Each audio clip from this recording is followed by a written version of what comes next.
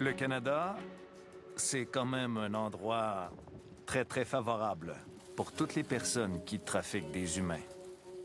Depuis la fermeture du chemin Roxham, on avait peut-être l'impression qu'il y avait beaucoup moins de passages irréguliers à la frontière. Mais c'est pas du tout ce qui arrive. Why do you want to go to United States?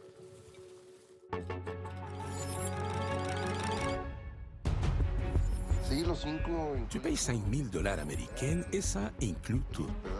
L'hébergement et la nourriture à Montréal et les guides et les chauffeurs jusqu'à Manhattan, New York. Le passage de migrants est devenu un commerce très payant pour le crime organisé. Je peux confirmer que lorsqu'on parle de cartel mexicain, on a vu la présence de certains individus au Canada. Ils trafiquaient déjà des armes et des kilos de cocaïne, les cartels mexicains. Ils trafiquent maintenant des humains. Ils payent à l'avance et puis quand ils arrivent, tout est prêt pour partir. Ici Marie-Maude Denis, bienvenue à Enquête.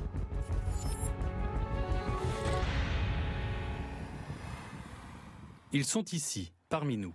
Ils se cachent, mais ils gagnent beaucoup d'argent.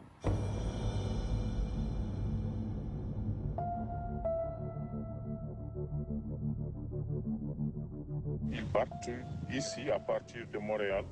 Il y en a qui t'amènent, ils te font passer la nuit peut-être dans un village et puis le lendemain matin, ils viennent te prendre. C'est dangereux.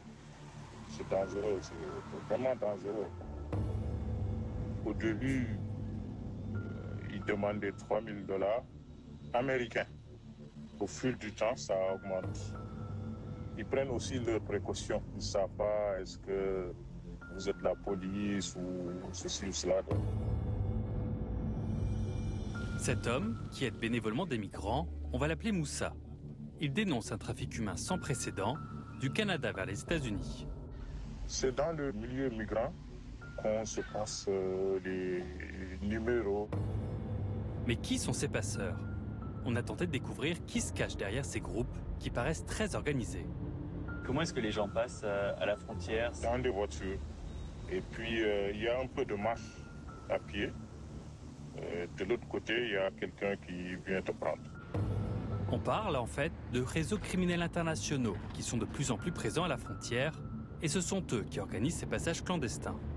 Moi, ce que je connais, c'est des Latinos qui le font. Peut-être qu'ils le font avec d'autres, mais c'est eux qui organisent les trucs.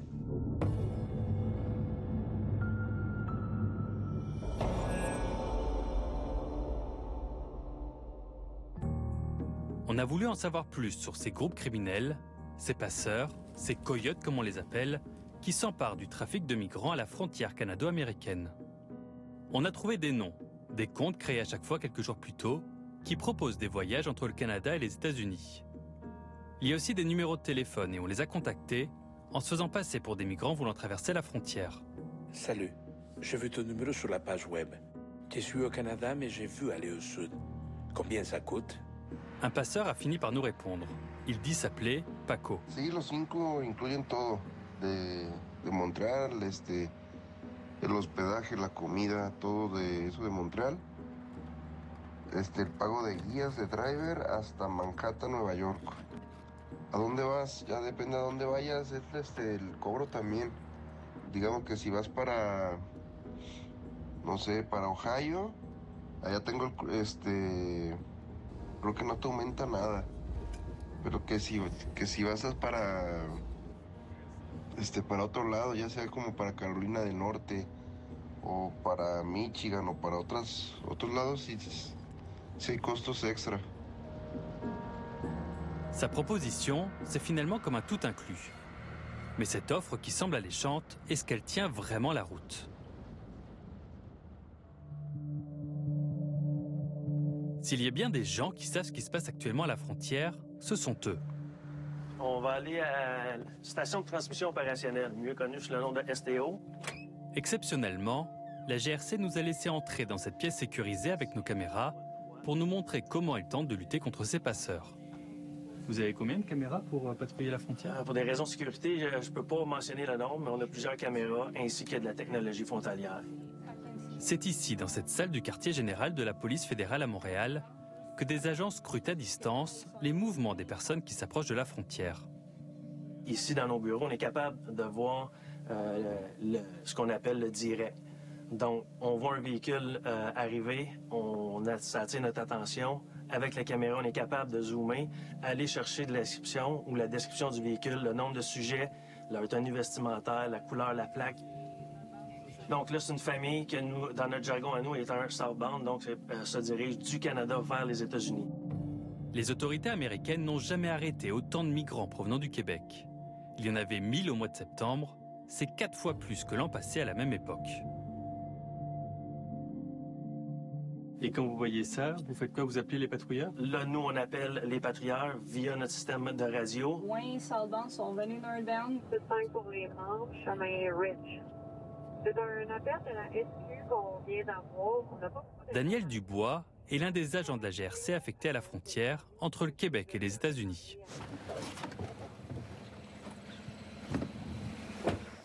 Des fois, les gens vont se cacher, vont nous apercevoir sans qu'on les voie. C'est leur dernière ressource, puis ils sont pas du tout à l'aise avec la situation. 5 pour les membres, là, pour James Fisher. Go! On vient d'avoir un appel d'un citoyen. Bon. Il dit qu'il voit le sujet qu'on recherche. 10-4, merci. Et tout le monde t'a marqué, ouais? 237. Puis est-ce que l'info était contemporaine? Peut-être 3 minutes, là. OK, bon. C'est bon, j'ai un visuel. Des appels de ce type, ils en reçoivent des dizaines chaque jour. Hello. What's happening? Just go there, put your bags there. Where are you from? Là, il s'agit d'une personne d'origine chinoise qui vivait aux États-Unis et qui a tenté d'entrer clandestinement au Canada. I'm the one arresting you because you illegally crossed, okay? I'm not in charge of any asylum request. Mais malgré les caméras, surveiller la plus longue frontière terrestre du monde est une mission presque impossible. On vient d'avoir un drop, une famille, 2 adultes, 2 enfants. Il y a une voiture qui quitte à l'instant le chemin Nichols.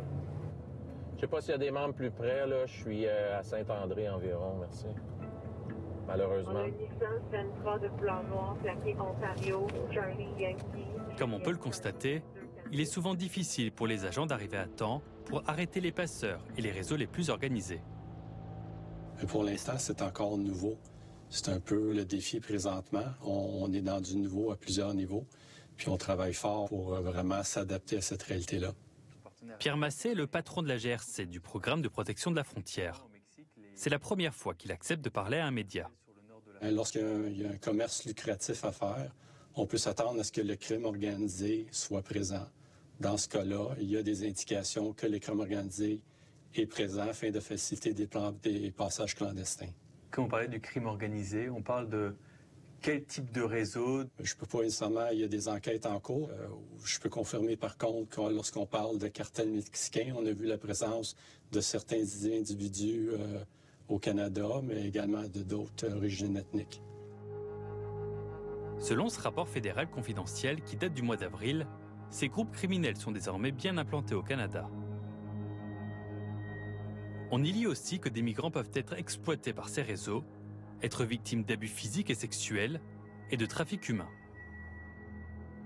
Ce document souligne également le rôle vital de ces groupes criminels pour faire entrer des clandestins au Canada.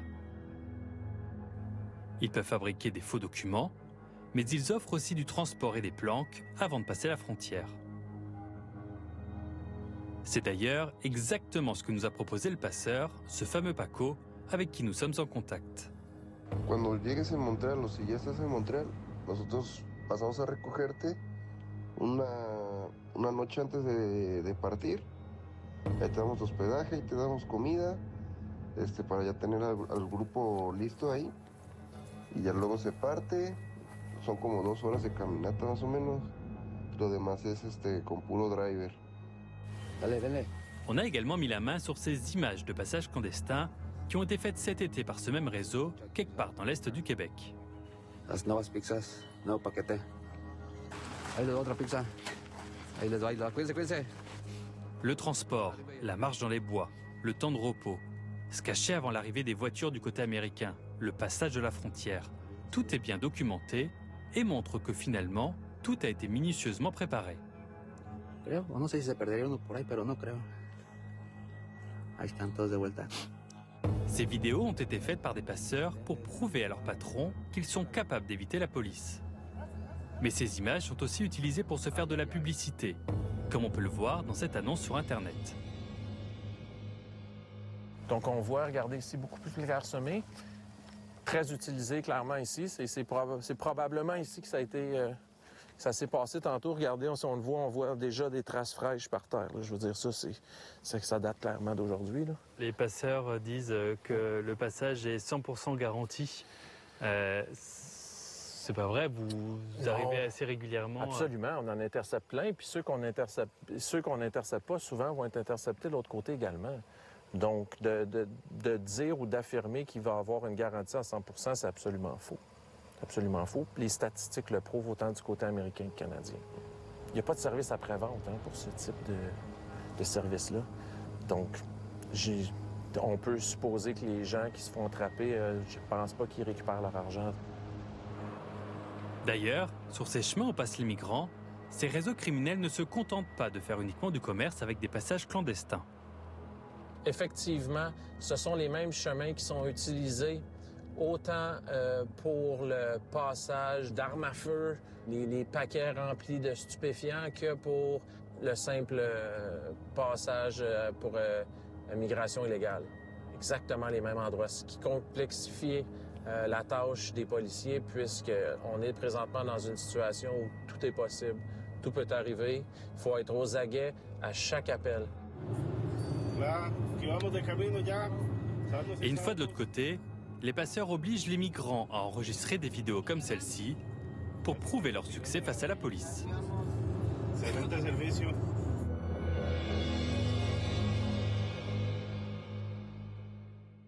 Après la pause, notre équipe découvre qui se cache derrière un passeur actif à la frontière canadienne, et ce sont des gens qui font peur.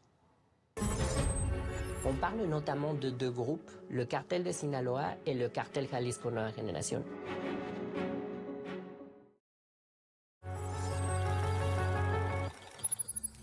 Ces gens qui organisent des passages clandestins de part et d'autre de la frontière, ce ne sont pas des amateurs et pas des enfants de cœur non plus.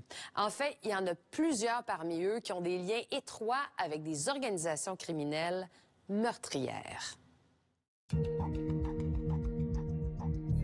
Tout au long de notre enquête, on a épluché des centaines de documents judiciaires américains qui nous montrent que ces réseaux de trafic humain ont des liens avec des organisations criminelles dangereuses. On y découvre aussi que Montréal et Toronto sont devenus des plaques tournantes de la migration illégale. Et ces documents regorgent également de numéros de téléphone canadiens. Est-ce que vous vous souvenez de Paco? C'est lui qui nous a proposé d'aller aux États-Unis, moyennant $5000. Il aurait été arrêté chez lui, le 1er août à Trenton, dans le New Jersey. Selon l'enquête fédérale américaine, un certain Paco et ses associés sont accusés d'avoir fait passer au moins 25 migrants du Canada vers les États-Unis au cours des derniers mois. Mais le chiffre réel est inconnu. Eh bien, ce fameux Paco serait en fait Victor Francisco Lopez Padilla.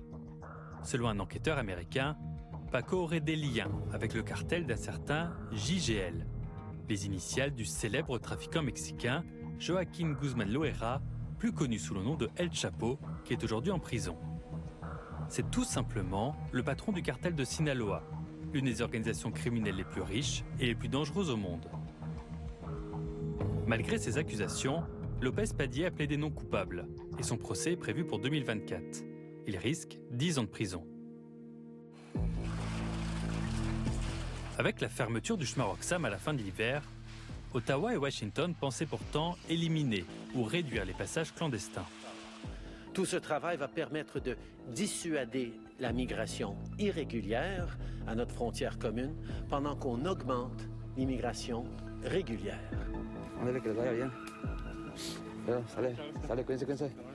Mais ce n'est clairement pas ce qui est en train de se produire.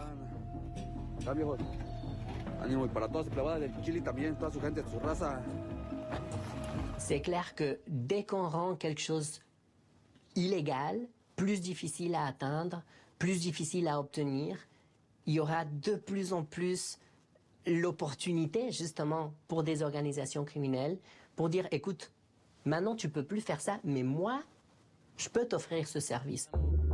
Valentin Pereda est un chercheur qui connaît bien le crime organisé et la migration clandestine, un phénomène en pleine expansion sur le continent américain. C'est un petit peu comme le principe de l'offre et la demande. Lorsqu'il y a une demande, et il y a actuellement une grande demande de migrants, notamment de migrants d'Amérique centrale, d'Amérique du Sud, qui veulent se rendre aux États-Unis, au Canada, et qui n'ont pas les documents nécessaires pour le faire, évidemment, il y aura des groupes qui peuvent être sollicités pour fournir le type de documents qui leur permettent de se rendre aux destinations auxquelles ils souhaitent se rendre. Comme on peut le voir d'ailleurs sur cette vidéo, où des migrants d'origine latino-américaine quittent tranquillement le Québec pour aller clandestinement aux États-Unis. We are journalists. America. Okay. America? Huh? Why do you leave Canada? Why do you want to go to United States? Le Canada, c'est quand même un endroit très très favorable pour toutes les personnes qui trafiquent des humains. Cet agent canadien des forces de l'ordre, qui est toujours en service, a accepté de nous parler, car il juge que la situation est grave.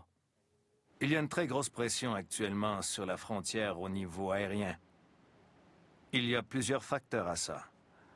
Mais un des facteurs les plus évidents est la levée de certaines mesures qui permet à des ressortissants étrangers de venir au Canada. En fait, depuis 2016, les Mexicains n'ont plus besoin d'un visa pour venir au Canada. This move will make it easier for our Mexican friends to visit Canada while growing our local economies and strengthening our communities. Malgré les bienfaits économiques, cette décision a aussi entraîné une forte hausse des demandes d'asile provenant du Mexique, même si la majorité des dossiers traités ces dernières années finit par être rejetés. Ça a aussi permis aux trafiquants de s'infiltrer dans cette brèche-là et de proposer à des gens pas forcément mexicains, ça peut être des Mexicains ou des gens d'autres nationalités, d'utiliser un passeport qui ne nécessite pas de visa pour arriver plus facilement au Canada. Parmi ces réseaux criminels, il y a notamment ceux qui sont davantage connus pour le trafic de drogue et qui ont des liens au Canada depuis plusieurs années. On parle notamment de deux groupes, le cartel de Sinaloa et le cartel Jalisco Nueva Generación. Ce n'est pas du tout étonnant puisqu'il s'agit des deux groupes criminels organisés les plus puissants, les plus sophistiqués et les plus organisés au Mexique. Le Canada est géographiquement proche des États-Unis et c'est quand même le marché principal des cartels. Le manque d'échange d'informations et la facilité pour venir au Canada fait que oui, le Canada est un endroit de prédilection pour des membres du crime organisé. Et ces groupes sont de plus en plus armés, même à notre frontière. C'est le cas de ce passeur mexicain, arrêté avec un pistolet chargé, tout juste après avoir récupéré des migrants venant du Canada.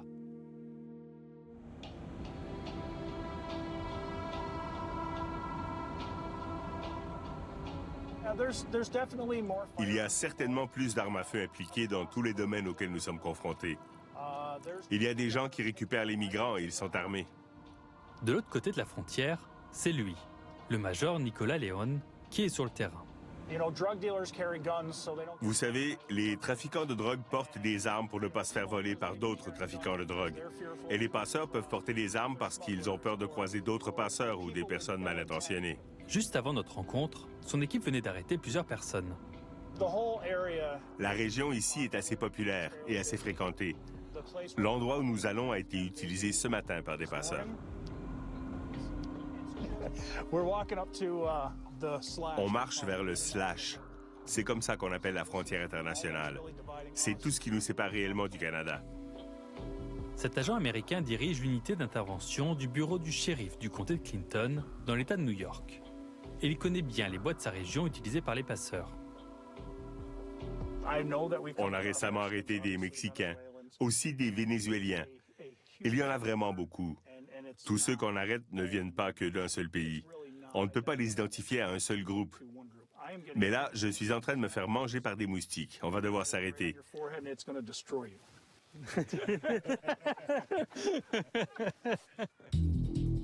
En plus d'être tous les jours à la frontière, l'équipe du Major Leon est aussi responsable de cette prison à Plattsburgh, là où les migrants et les passeurs qu'ils arrêtent sont placés en détention. Nous sommes en ce moment au bureau du shérif du comté de Clinton, dans mon bureau de style dortoir, comme l'appelle le shérif. Dans le bureau du Major Leon, on retrouve des dossiers de criminels, mais aussi des souvenirs personnels. Superman est partout dans mon bureau, et j'adore ça. Évidemment, vous pouvez voir d'autres super-héros ici, mais Superman est, pour moi, le meilleur super-héros. C'est d'ailleurs ce personnage de bande dessinée qui l'inspire au quotidien.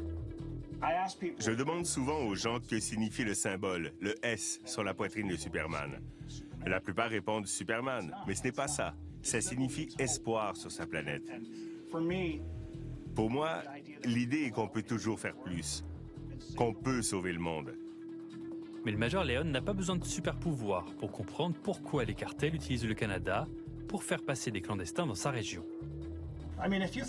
Si vous voulez venir à partir du Mexique, vous devez traverser le désert. Vous allez devoir payer un cartel qui va embaucher un gars, un coyote, pour vous faire traverser.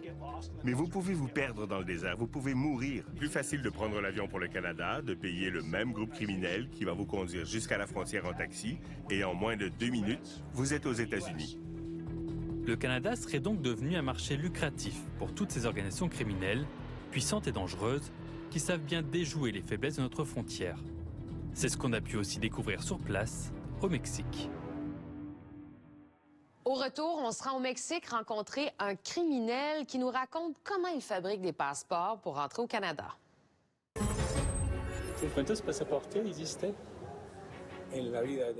Beaucoup, vraiment beaucoup. Ça fait 20 ans que je le fais et j'ai commencé à 18 ans. Non seulement les cartels mexicains font de l'argent aux dépens de gens désespérés, mais ça leur permet aussi de fabriquer plein de faux passeports pour faire entrer plus facilement des membres de leur organisation criminelle au Canada. Et ça devrait nous inquiéter. C'est au Mexique que les coyotes, les passeurs en fait, sont devenus célèbres depuis des décennies. Ici, le trafic de migrants est en pleine transformation. Et ces criminels voient maintenant le Canada comme une nouvelle cible intéressante. C'est ici qu'il faut donc se rendre pour comprendre comment ces organisations fonctionnent. Le trafic humain est un commerce très lucratif. On sait que chaque voyage coûte en moyenne de 10 à 13 000 $. Selon nos évaluations, ce commerce à la frontière entre les États-Unis et le Mexique laisse des profits de milliards de dollars. La chercheuse mexicaine Victoria Dittmar s'est penchée sur la diversification du crime organisé dans le passage de migrants. Le trafic humain s'est perfectionné par rapport aux petits réseaux artisanaux et familiaux qui aidaient les migrants à traverser. D'après son enquête, le trafic d'êtres humains est devenu l'une des industries les plus lucratives pour ces groupes criminels. Aujourd'hui, on fait face à des réseaux très organisés, qui sont souvent liés à de grands groupes criminels impliqués aussi dans le trafic des drogues et des armes. Ernesto Mendes est un journaliste local chevronné qui dirige l'émission Je m'en vais au Nord, qui raconte le parcours des migrants. Son aide et ses contacts sont précieux, dans un milieu où les journalistes étrangers ne sont pas vraiment les bienvenus. On est dans le nord du Mexique, juste en face du désert de l'Arizona. Ici, à Nogales, un mur sépare le Mexique des États-Unis. Mais cette barrière n'empêche pas les passages illégaux. On va où on fait traverser les gens.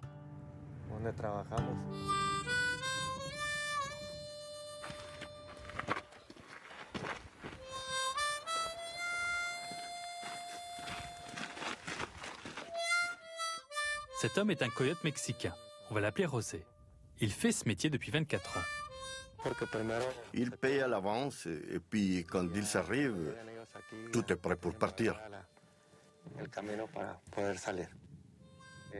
On les amène à notre maison de sécurité. on leur donne à manger et ils restent avec nous tout le temps nécessaire. Son discours est presque le même que celui qu'on entend chez des passeurs au Canada. D'ailleurs, José nous explique que ce sont les cartels qui décident de tout à la frontière. Ce sont les trafiquants de drogue qui ont le contrôle de la frontière ici maintenant. Comme nous prenons le chemin qu'ils utilisent et qui leur appartient, alors on doit payer pour pouvoir traverser. On le fait quand ils nous autorisent.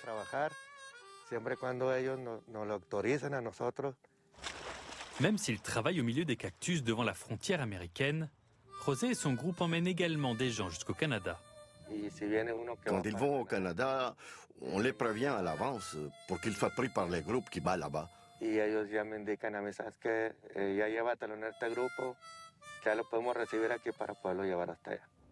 Mais tout ne se passe pas toujours comme prévu. Il y aurait même parfois du vol de migrants entre groupes criminels. Eh bien, ce sont des gens souvent armés qui nous volent les migrants. C'est pour ça que nous sommes aussi toujours accompagnés des gens armés, pour protéger nos migrants. J'ai déjà vu comment ils enlèvent les gens, comme ils les maltraitent, comme ils les laissent abandonner sur le chemin. D'autres fois, ce sont carrément les cartels qui attaquent et assassinent ceux qui n'ont pas payé leur droit de passage. C'est le destin qui attendait sûrement cette centaine de migrants qui ont finalement été libérés ce printemps par la police après avoir été enlevés par un cartel à San Luis Rio, Colorado, au nord du pays. Mais tout le monde ne passe pas par le désert pour venir au Canada. Selon nos sources, il est fréquent que des criminels et même des migrants arrivent dans les aéroports canadiens avec des faux documents. C'est à Mexico, la capitale du pays, qu'on retrouve plusieurs de ces ateliers clandestins. Sur place, on est entré en contact avec ces trafiquants et certains nous proposent même de nous fabriquer un authentique passeport mexicain avec l'identité de notre choix en échange de $600 américains.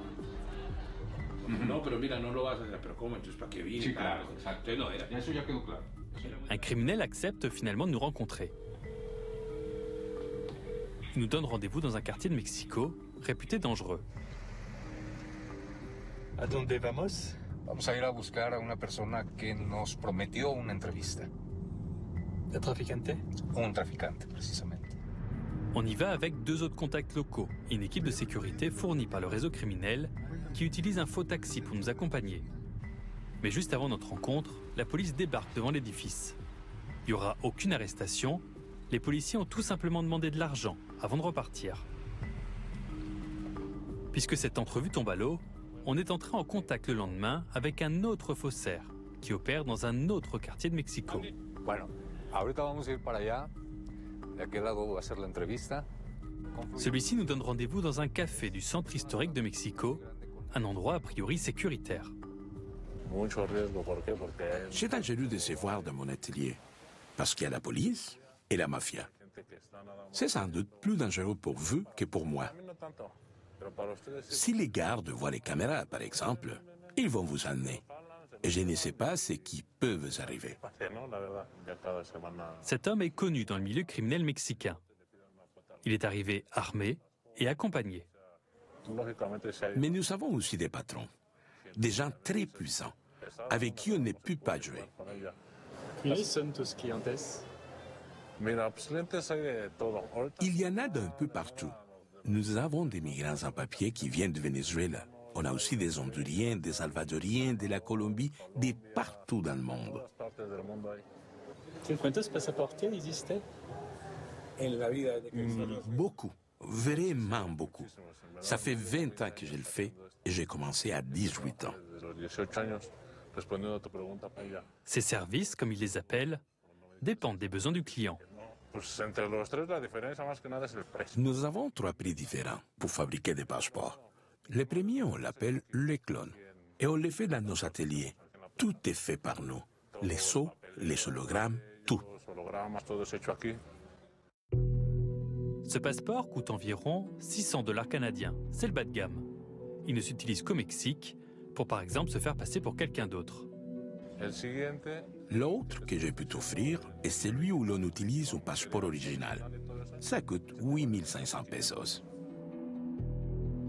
Il faut donc payer un peu plus pour simplement changer la première page d'un passeport volé ou vendu par quelqu'un qui vous permet de prendre un avion pour demander l'asile dans un autre pays. Mais pour les criminels qui veulent être certains de passer inaperçus, il y a aussi une offre VIP. L'original qui est officiellement enregistré coûte 150 000 pesos. Et c'est le seul qui te permet d'aller un peu partout dans le monde sans aucun problème. Mais comme c'est enregistré, ça prend plus d'une semaine pour le faire. Mais après, tu as tout, les documents et ton passeport. Pour 12 000 $, on a donc un vrai passeport, tout neuf, mais avec une fausse identité obtenue, nous dit-il, grâce à des fonctionnaires ou des policiers corrompus. C'est ce genre de document qui a déjà été saisi par les policiers canadiens en arrêtant des criminels étrangers qui avaient pourtant passé tous les contrôles d'accès dans les aéroports de Montréal, Toronto et Vancouver. Selon nos informations, plusieurs enquêtes fédérales sont en cours pour remonter jusqu'aux têtes dirigeantes de ce réseau. Mais au Mexique, il ne faudrait pas trop compter sur la police locale. La police ne fait rien, parce que pour eux, ce commerce n'est qu'une mine d'or. Ils t'arrêtent, ils te demandent de l'argent, et même s'ils ne te le disent pas, c'est clair qu'ils vont revenir une autre fois pour plus d'argent. On m'a déjà arrêté 5 fois, mais Dieu merci, à chaque fois, j'ai pu négocier. Moyennant 20 000 $, on peut aussi se créer une nouvelle vie, avec toutes les preuves et tous les documents nécessaires. Mais ça, c'est une autre histoire. Et au milieu de tous ces criminels qui s'enrichissent sur le dos des migrants, notre équipe a la surprise de rencontrer un groupe de Montréal qui fait du transport illégal de part et d'autre de la frontière, mais pour des raisons complètement différentes. En apparence, on a l'air de gens quand même ordinaires. Puis, on a ce drôle d'activité qu'on fait la fin de semaine. Ou quand on est en vacances.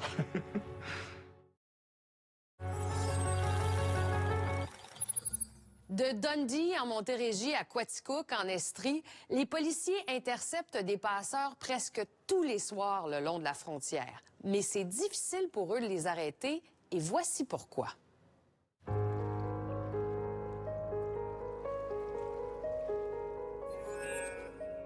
On est retourné cet automne en patrouille avec la GRC. On est dans le sud-ouest du Québec, à quelques centaines de mètres de la frontière. Donc, on a quand même 3 postes de douane sur notre territoire. Donc, si on intercepte quelqu'un qui rentre illégalement au Canada maintenant, on va remettre la garde de cette personne-là au port de douane le plus proche. La nuit tombée, les passeurs se font généralement plus actifs dans la région. Et ils savent que les lois canadiennes peuvent leur donner quelques avantages.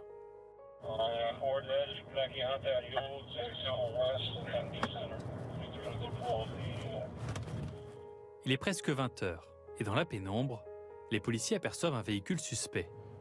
On a un membre qui nous a signalé une plaque d'Ontario sur un Ford Edge circulant vers la région Bunker Hill, Dundee Centre. Puis on va aller vérifier ça. Oh. Pour les agents canadiens, il n'y a aucun doute. Le conducteur amène des gens vers la frontière.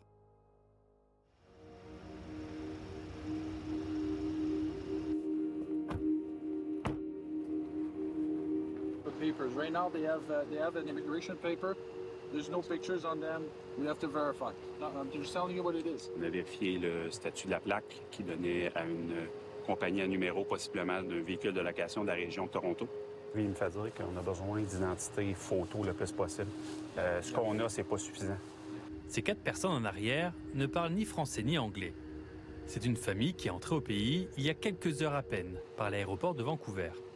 Elle est maintenant au Québec, près de la frontière avec les États-Unis. Oui, mais là, c'est parce qu'eux autres, là, sont les suspects d'être passeurs. Là, ils sont en train d'effacer. Ils sont en train de jouer dans leur téléphone, les deux en avant. Ça dépend, on peut l'enquêter. Les 2 personnes à l'avant sont quant à elles canadiennes, sans lien apparent avec les autres passagers. C'était des gens qui devaient venir probablement passer dans la région de Bunker Hill, vers les États-Unis. On soupçonne très fortement ça. Même si tout semble indiquer que nous sommes devant des passeurs, les policiers laissent partir le véhicule sans avoir pu le fouiller ou faire sortir ses occupants. Les voir partir comme ça pour un policier qui sait exactement ce qui allait se passer, ça doit être très frustrant. Absolument, c'est frustrant. Par contre, on a des lois au Canada, on a une législation. Nous, notre travail, c'est d'appliquer les lois et de s'assurer qu'on a les motifs raisonnables pour procéder à l'arrestation. Puisqu'ils n'ont pas traversé la frontière, à moins que les passeurs ou les migrants ne commettent un geste illégal, il est presque impossible pour les agents de la GRC d'arrêter ceux qui organisent ce trafic et de récupérer immédiatement des preuves. Ces mêmes migrants ont été arrêtés le lendemain, après avoir tenté de traverser à pied la frontière. Mais les présumés passeurs se sont quant à eux volatilisés. On joue avec les règles du jeu, avec le cadre législatif actuel. Ceci dit, au sens large, n'importe quelle organisation serait favorable à un cadre législatif plus permissif ou meilleur pour l'application de la loi. Aux États-Unis, par contre, les lois permettent beaucoup plus facilement d'intercepter, de fouiller, d'interroger et d'arrêter les passeurs et les migrants. Et ces derniers deviennent parfois des témoins contre les trafiquants pour éviter l'expulsion. Est-ce qu'à l'heure actuelle, c'est plus facile pour les États-Unis d'accuser quelqu'un de passeur qu'au Canada? C'est ce qu'on sent sur le terrain? Ils ont un cadre législatif qui est favorable à la mise en accusation, comme dans d'autres types de criminalité également. C'est plus adapté pour eux actuellement? Oui, c'est plus adapté pour eux. Mais le Canada est également confronté à un problème très particulier, puisque le crime organisé mexicain profite du fait que les gens de ce pays n'ont pas besoin de visa pour venir chez nous. Il y a clairement un manque d'engagement, un manque de ressources, un manque de financement et peut-être même un manque de volonté. Le Canada est donc pas prêt actuellement pour lutter contre potentiellement ces réseaux criminels? Lutter contre l'immigration illégale, on ne sent pas que ce soit une priorité pour le gouvernement du Canada. Le gouvernement américain, d'ailleurs, ne s'en cache pas. Il souhaite que le Canada impose à nouveau un visa aux citoyens mexicains. Les Américains disent clairement que le Canada pose un problème à ce niveau-là. Il y a des gens qui sont indésirables aux États-Unis et qui utilisent le Canada comme porte d'entrée pour les États-Unis. Selon nos informations, le secrétaire américain à la sécurité intérieure, Alejandro Mayorkas, a demandé à ses homologues canadiens de tout faire pour ralentir le flot de migrants illégaux, voire de criminels, qui passent par le Canada pour entrer aux États-Unis. We know there is always more work to do in response to the increasingly dynamic and complex threat landscape. Ottawa ne serait cependant pas emballé par cette idée.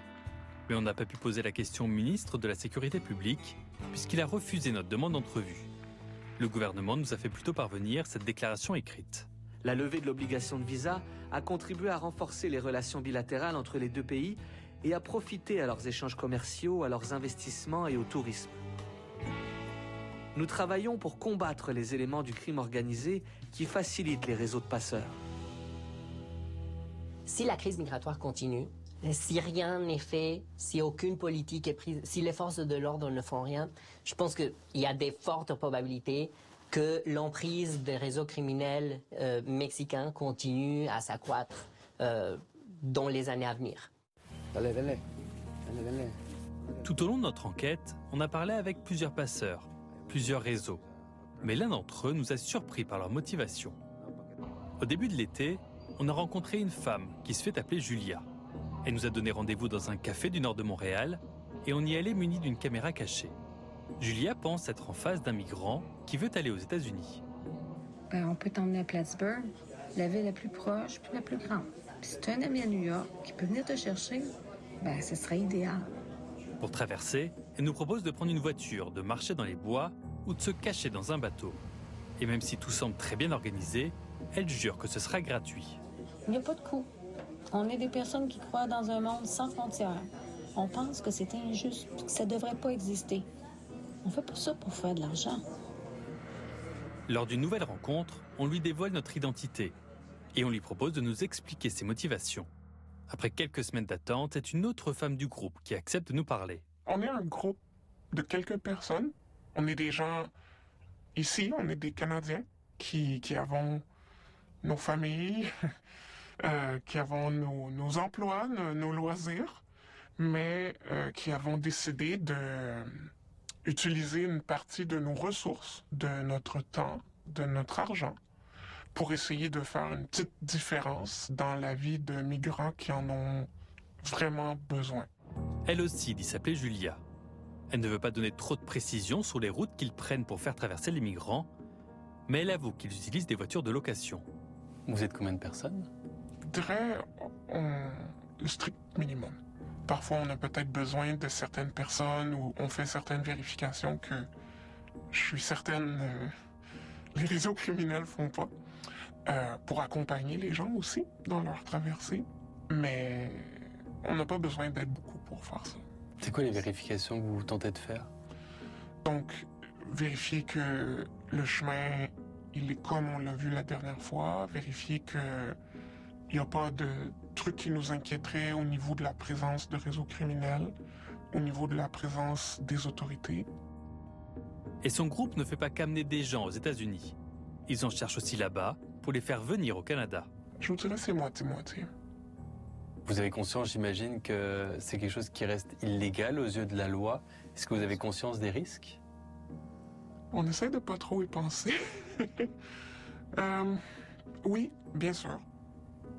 On se dit, peut-être que c'est à tort, mais on se dit que si jamais quelque chose allait mal, si on se faisait prendre, ben justement, on essaie d'aider.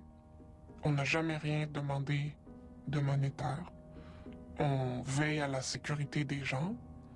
Donc, on espère que ça pourrait être compris par le système de justice, mais je sais que c'est possible que par mes actions, j'ai peut-être sauvé une vie ou peut-être définitivement améliorer des vies. Puis pour moi, ça en justifie les coûts à plusieurs niveaux. Comment vous pourriez vous définir? Moi, je dirais que je suis une passeuse humanitaire. Malgré tout, si Julia se fait arrêter, elle s'expose au même risque que les autres passeurs. Mais ces derniers savent s'adapter. L'un des groupes criminels qu'on a identifié est en train de déplacer ses opérations dans l'ouest du Canada, là où les contrôles seraient moins fréquents. La preuve que le crime organisé a toujours un temps d'avance, pour l'instant.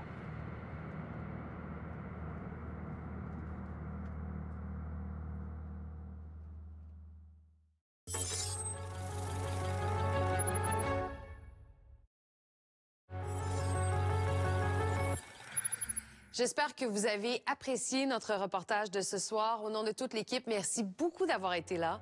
Je vous donne rendez-vous la semaine prochaine pour une autre enquête.